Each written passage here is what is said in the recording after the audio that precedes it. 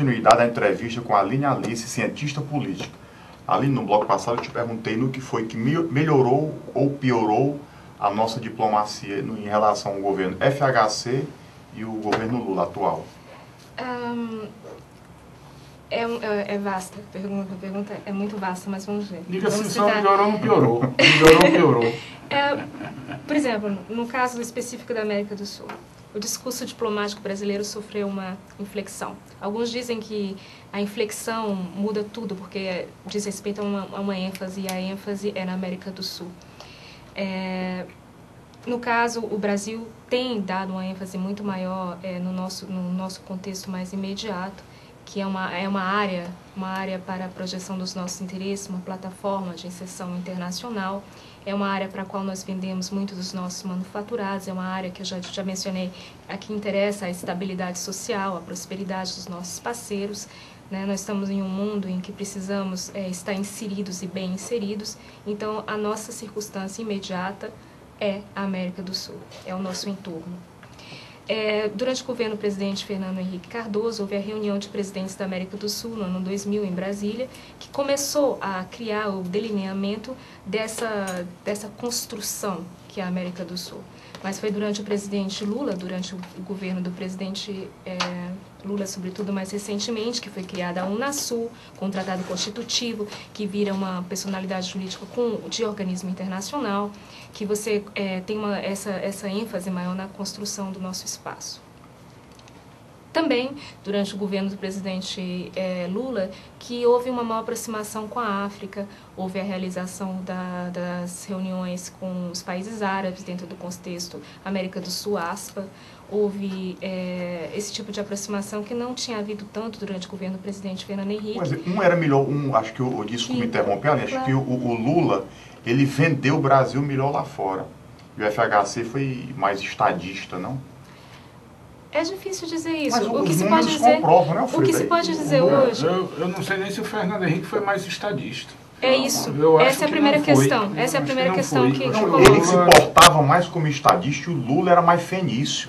Ele vendia mesmo o Brasil, ele você contraste com a China, com o Japão, querer vender mais para a Europa, para a Rússia, para tudo. Existe uma expressão que é mudar a nossa geopolítica comercial, em um jogo de geometria variável. Ou seja, o Brasil não ia se atrelar a um parceiro apenas. O Brasil ia procurar fazer alianças com diversos países e alianças diversas, dependendo dos nossos interesses. Então, foi criado o Fundo IBAS, né, com Brasil, África do Sul e Índia, criando estratégias de cooperação trilateral em terceiros países, né, como países ligados à África, por exemplo, que o Brasil tem atuado.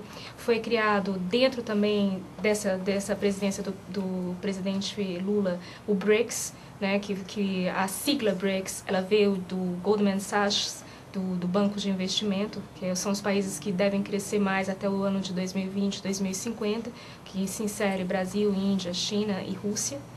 Né? Então, nesse sentido, o mundo está mais dinâmico, o Brasil tá com mais parcerias desenvolvidas, o que inclusive o próximo presidente da República vai poder aproveitar. Durante o governo do presidente Fernando Henrique, essa foi a crítica que foi feita por alguns analistas, e eu concordo com essa crítica, houve uma maior aproximação com a Europa e Estados Unidos, talvez em detrimento de países como a África. A nossa política africanista ficou secundarizada durante o governo do presidente Fernando Henrique, por exemplo. E essa área, a África, é uma área hoje que eu acredito que o presidente Lula ele acertou em procurar essa aproximação agora, porque é uma área em que o Brasil não apenas vende também manufaturados, serviços, mas é uma área que apresenta economias como Angola, que saíram da guerra civil, que tem apresentado crescimento altíssimo e que são áreas também ricas em petróleo, em recursos naturais, em que o Brasil hoje em dia, como a China e como a Índia, tem se expandido bastante na região. Representa também, coaduna-se com os nossos interesses nacionais. Do ponto de vista com o Oriente, o Brasil se aproximou da China, diminuiu a dependência do mercado norte-americano, que era o único mercado que a gente era quase um subservientes comercialmente. A China, né? Eu acho interessante isso porque vale a pena lembrar que a China, nesse ano, ela se tornou o nosso primeiro parceiro comercial. Retiramos os Estados Unidos da jogada. Não retiramos. Não, eu estou dizendo retiramos os Estados Unidos como força proeminente no mercado. Os Estados Unidos era o nosso primeiro parceiro. Só chegar a China ser o primeiro parceiro significa que os Estados Unidos vai estar correspondendo aí talvez a 20, 25% do conjunto das exportações. Não, é sempre um pouco mais do que isso, mas eu acho que é significativo, não é apenas simbólico, mas é um indicativo muito forte que a China tem assumido um papel importante, não só para o Brasil, mas dentro do contexto da América do Sul, inclusive deslocando o Brasil em algum dos países da região, deslocando as exportações brasileiras, que eram tradicionalmente compradas, né, do Brasil. Eu queria fazer aqui uma provocaçãozinha, mais uma. Assento no Conselho de Segurança da ONU. Sim. Bandeira ou uma perspectiva real? O assento de segurança na ONU bandeira ou uma perspectiva real? Bom, a reforma é um adicionamento, é uma atualização que é necessária. O Conselho de Segurança das Nações Unidas representa algo que está desatualizado com a realidade do mundo atual, que há uma ascensão dos países emergentes, como o Brasil, como a Índia, que não estão representados no Conselho, por exemplo. Né? Então, é necessário não apenas a reforma do Conselho das Nações de Segurança, mas também de órgãos como o ECOSOC, Conselho Econômico e Social, que precisa estar mais articulado com outras estruturas da ONU também. Então, é uma reforma muito mais abrangente, não inclui apenas o Conselho de Segurança.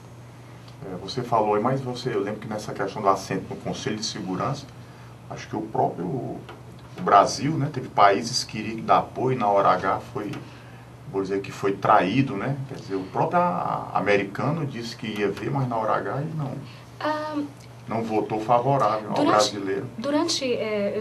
Eu posso remontar no tempo, cerca de 1997, mais ou menos, houve uma proposta... Não era nem nascido.